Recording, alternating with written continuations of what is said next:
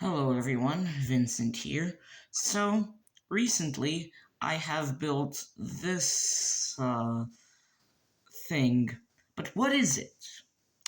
Well, believe it or not, this is a calculator.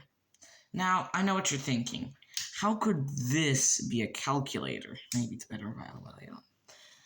So, well, just take my word for it. This is a calculator. The way it works, you have a bunch of wires over here, and then by putting the right combination of these wires into the holes of this socket, then you can program it to add different numbers. So if we put it somewhere over here, maybe I should have got a better display for this thing, but anyway, notice if I plug this wire into the socket, nothing happens until I press this button. Now it shows a 1, because in this case we're adding 0 plus 1. If we unplug that one and instead plug this one in,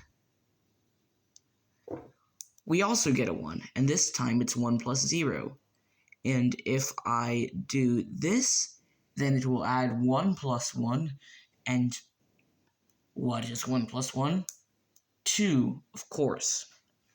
So, this calculator has the ability to add or subtract any two numbers from -8 to +7. But it has 2 digits, so in theory, you could put any number from 0 to 99 on here.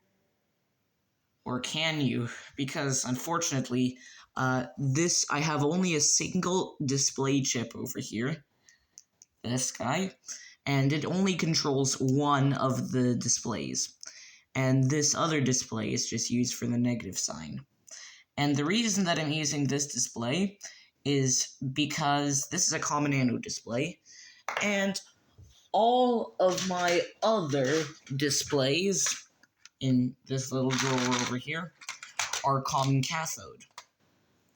What that means is that these two different kinds of displays need opposite signals to control to output the same numbers. So I also have a bunch of these display chips in the tube. Now these are CD4511 BC. These are CD4511BE chips, and they are very useful for controlling common cathode displays, but I have this common anode display which can't be controlled by this. So, instead I'm using an EEPROM, an Atmel AT28C16 EEPROM, and in fact this EEPROM is probably not made by Atmel.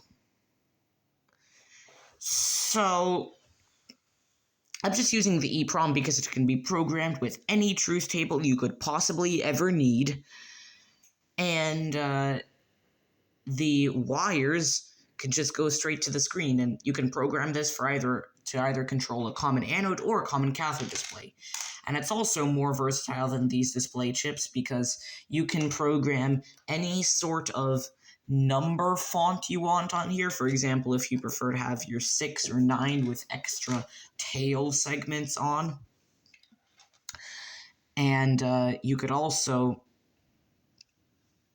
toggle between different display modes like common cathode and in this case there's a 2's complement and an unsigned integer mode.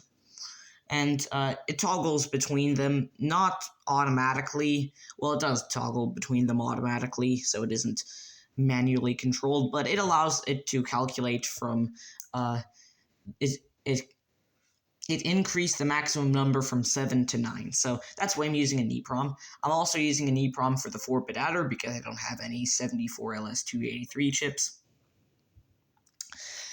So, also, I will show you this this schematic over here. So, pause right now if you want to take a look at it. Okay, I hope you paused. So basically, it explains how each of the stuff works, and it isn't the most legible thing in the world, but it still certainly could be used for stuff. So, but here's the gist of how it works. So this chip does the adding. It's what actually does all the calculations. This chip just allows for subtraction with the help of this button. This is a register which allows it to have a calculate feature, which doesn't actually, which ironically goes to the display part instead of the adder part. It just tells the register to load the contents, the outgoing contents from the EEPROM into the from the adder into the display. This little construction over here also, it's called a NOR gate, and it basically allows for the calculator to increase its adding range. And then this, and besides this is part of the display. And then the EEPROM basically converts the 4-bit binary input into signal that can be displayed on this display. And this little section over here is the power supply. Now, I want to tell you a little anecdote about this, because one day, this barrel jack broke off, and I was very sad, so I tried to solder another one back on. But it didn't really work out right. So because there ended up being a short from the input 9-volt, or in this case 12-volt line, to the ground, which obviously is not a good thing. So I troubleshooted for hours, but simply could not find the short. But way back when I was building this, I added in this little diode over here, buried under this mess for reverse voltage protection.